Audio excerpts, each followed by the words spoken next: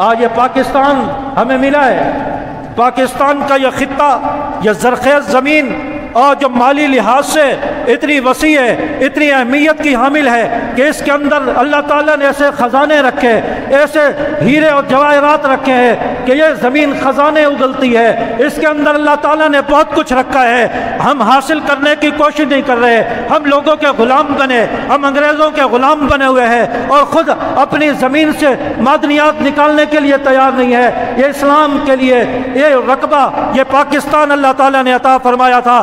یہ ایسا زرخیز علاقہ ہے، ایسی زرخیز سرزمین ہے کہ جس کے لیے باہر ممالک سے لوگ آتے ہیں کہ ہمیں پاکستان میں کام کرنے دیا جائے، ہمیں پاکستان کی زمین سے معدنیات نکالنے دی جائے، یہاں کے پہاڑوں سے ہمیں جو ہے معدنیات نکالنے دی جائے۔ آج باہر کے لوگ آ کر نکالتے ہیں، اور یہ پاکستان حاصل کرنے کے لیے ہمارے آباء و اجداد اور پھر ہمارے بڑے بڑے بزرگوں نے قربانیاں دی ہیں اور ان کا خون بہا ہے۔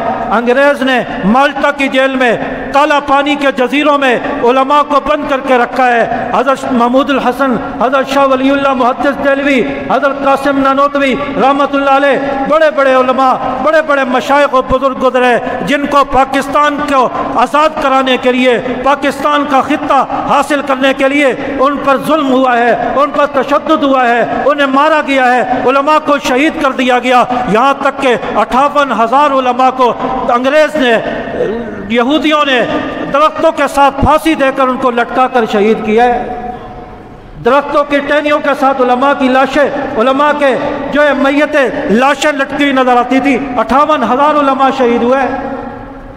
اتنی آسانی سے پاکستان آزاد نہیں ہوا، بہت سارے لوگوں کی قربانیاں لگی ہیں، مسلمانوں کا خون بہا ہے، اپنا مال، اپنا جان سب کچھ قربان کر دیا، اپنے گھر بار چھوڑ کے، اپنے رشتہ دار قبائل چھوڑ کے لوگ ہجرت کر کے پاکستان آئے۔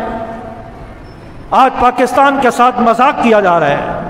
آگے 14 اگست ہے اور اس کو پاکستان کی آزادی کے عنوان سے منایا جاتا ہے، اور پاکستان لا الہ الا اللہ کی بنیاد پر بنا ہے، لا الہ الا اللہ کی بنیاد پر بنا ہے۔ آج بھی پاکستان کی قومی اسمبلی میں اس کی باہر گیٹ کے اوپر کلمہ یہی نصب ہے، لا الہ الا اللہ محمد الرسول اللہ۔ مقصد یہ تھا کہ اس کلمے کی بنیاد پر پاکستان بنا ہے، اور اس پارلیمنٹ کے اندر، اس اسمبلی کے اندر اس کلمے کی لاج رکھتے ہوئے اور اس دین کی لاج رکھتے ہوئے قانون پاس ہوگا، بل بنے گا، اسلامی نظام آئے گا۔